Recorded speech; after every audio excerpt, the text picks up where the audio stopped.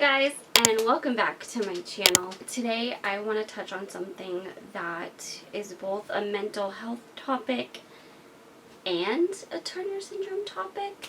So I get asked all the time how to be more confident as a woman with Turner syndrome, and I feel like a lot of the things I want to talk about and the tips that I might have while I'm specifically talking about as a woman with Turner syndrome, I feel like they're really going to apply to anybody trying to have more confidence. I feel like these are just kind of the base things that I have found help me the most to be more confident, and I hope they help because they have sure made a world of difference with me.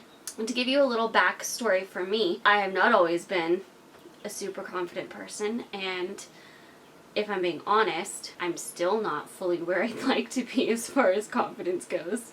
It's still something I'm working on too. In the way you see me now, it's after a lot of work. It's after a lot of processing. It's after a lot of having a lot of struggles with that, and honestly not knowing where to even start, because all of the tips of how to be more confident kind of always fell flat for me. Like, a lot of what I was seeing was like, well, okay, yeah, I get that head-wise, but how do I actually practically apply that? And I feel like a lot of the conversations around self-confidence can feel that way. A lot of what I have seen posted about having more self-confidence has come from a just believe in yourself. Just embrace yourself. And while you may hear me say some variation of those in this video, that's easier said than done when you are in the deep struggle of embracing who you are as an individual and feeling confident in the ways that you are different than others.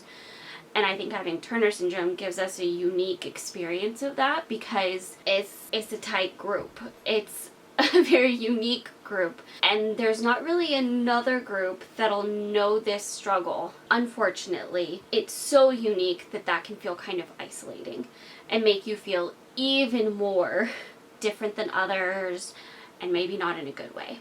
So, for that reason, the first thing I want to talk about is really just learning the things you love about yourself. A lot of self-confidence comes from your self-talk. It comes from what you're saying to yourself.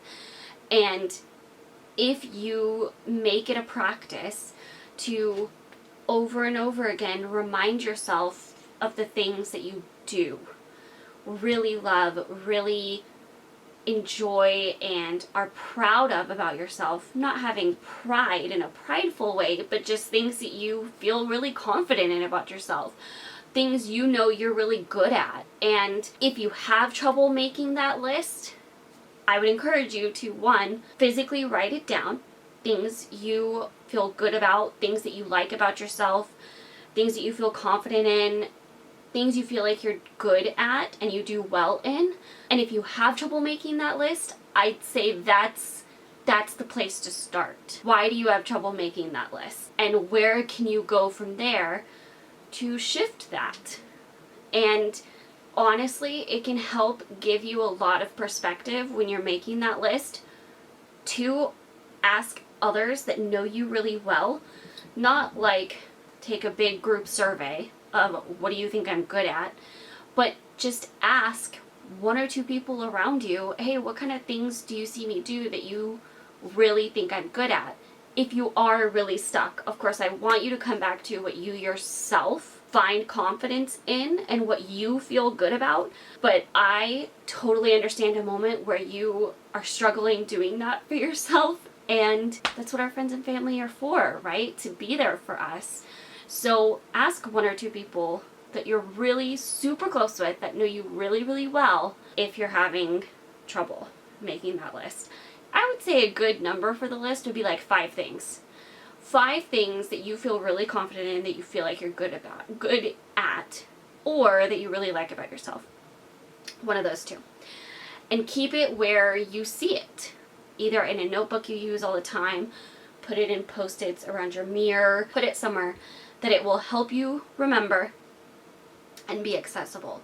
For for the times when you're struggling. So the next thing I want to talk about is affirmations. That might sound similar to the first thing, but this is really practicing just in general positive affirmations, and not just in what you think about yourself, but what you see yourself doing. I will do this, or I can do this. I am doing these good things that I really like. Reminding yourself of that is huge, and I know for me, the biggest hurdle is having that be my self-talk, because I'm my own worst critic. I'm really good at negating any positive I see in something I've done, in really quickly tearing myself down or discounting my own ability, my own accomplishments that I've done. And this can help you train your brain to have that be where you go to instead of the negative. To have the positive be your normal mindset instead of the negative. This doesn't mean you're rainbows, sunshines, puppy dogs all the time, 24/7. You never have a negative thought in your mind. But this just means your first instinct isn't to immediately tear something down. It's not immediately running to the negative rather than no negative at all. There's a difference, and it's important. So have some sentences you write each morning, or however often you feel like would be helpful. You can either repeat the sentences each time, or maybe you come up with them in the moment, just things that you're thinking about that's relevant to what's going on in your life right then. But write however many sentences you feel like would be good, and take some minutes to reflect on that. This can be something where you pray over it. This can be something where you have certain times, and that's your time of reflecting on it. You can do the post-it notes thing too with these, and it's just a reminder. And I myself have done a lot of praying for God to help me do this when I don't know how to reframe something, when I'm feeling kind of stuck. I do pray over what I should say, what I should be thinking. I pray for him to help me switch my mindset and to have my thoughts be his thoughts, because there's a whole lot of amazingness that comes with it. So that is another thing that I feel like is hugely, hugely helpful. Okay, so the next thing, I specifically want to look at the things that make us really different. The things that are hard to be that confident in, particularly, rather than just in general, everybody has insecurities. And I guess this kind of is going to be where it gets super Turner syndrome specific, because I want to speak to some of these. And it's really about reframing it, reframing your thought about it, and embracing it. A lot of processing and coping through the struggles with Turner syndrome is remembering that it's not something that's happening to you, that you do have power to change your mindset and see it differently, and you are not helpless in it. There's so much that we don't have control over, and I don't mean that that's not the case, but we have control over our mindset with it. We have control over our reaction to it and how we handle it. And things like being really short, things like infertility, things like weight struggles that come with the Turner syndrome diagnosis, things like a million doctor's appointments, things like being dependent on medicine, all of that can be areas of insecurity. I know they have been for me all through my life. And I, at almost 30 years old, have just gotten to the point where I feel like I've gotten a decent handle on that. Not that I'm completely past it, but I finally stopped seeing it as something that defined me. And I started seeing it more as pieces of me that made me unique, that I could embrace. Yes, I'm very, very short. Almost always the shortest person in the room. And there's a whole lot of struggles that come with that too. But the flip of that is literally no one I know would change that about me. And I know that they actually like that about me and think it's cute. So I don't have to think that they're thinking anything bad about me because of it. They aren't. And remembering that and just embracing, yes, I'm short. It's me. That's just a part of me. That's one piece of who I am. That's reality. That's one piece of what makes me me. That's not all of me, but that's one piece of what makes me me. And then you look at things like infertility.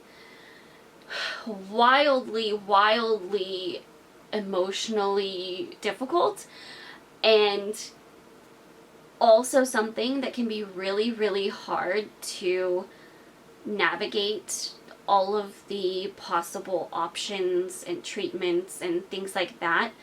But I think the biggest insecurity with this one is still probably the one I struggle with the most.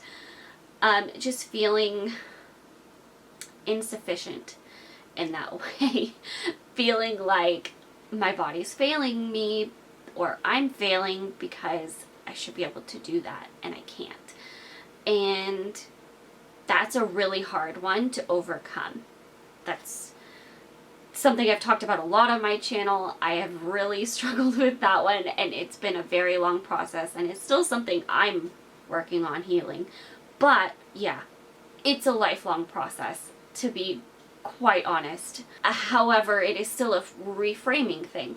My body does not function that way. It's not by accident. It's not by mistake. It's not because I'm defective. It's not because I'm insufficient.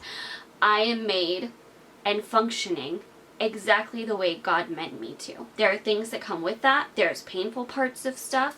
There's a journey that comes with it.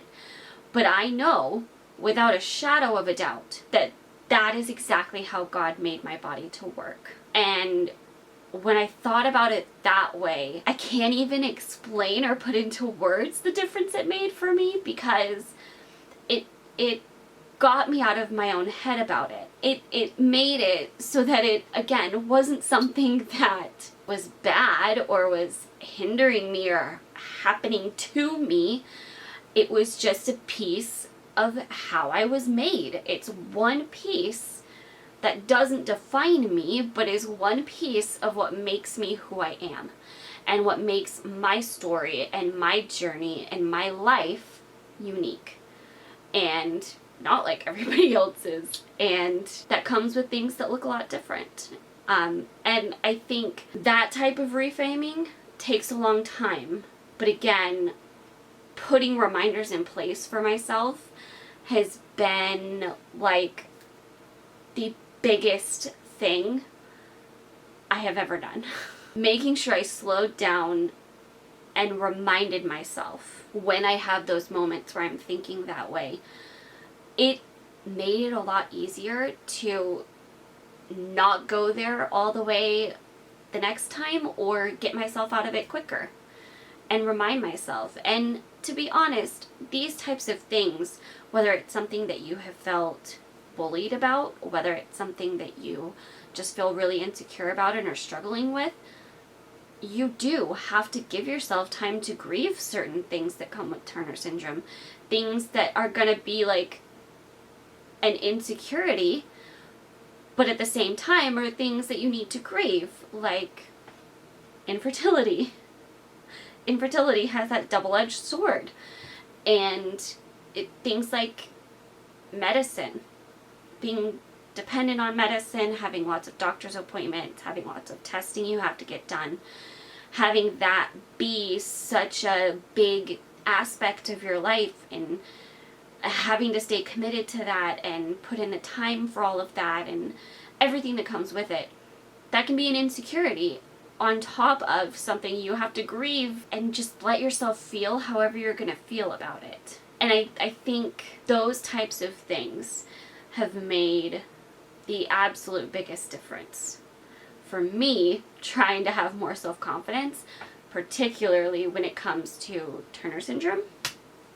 I think like I said, a lot of these tips you kind of can apply to anything you would be insecure about, whether it was Turner's or not. But that's just within that context that I wanted to show it. So I will link some videos that I have done before on kind of mental health with Turner syndrome, confidence, anxiety, and kind of share those with you, and I hope those help you as well. I hope this video really helped you. If it did, give it a thumbs up. Make sure you're subscribed and have notifications on. If you are new to my channel, hi, I'm Brooke. Welcome to my channel. I talk about Turner syndrome, I talk about mental health, and my life in the forest with my husband and our fur babies and feather babies. And it's a blast. So we would love to have you join our journey. I hope you guys have a wonderful rest of the day, and I will see you in those videos.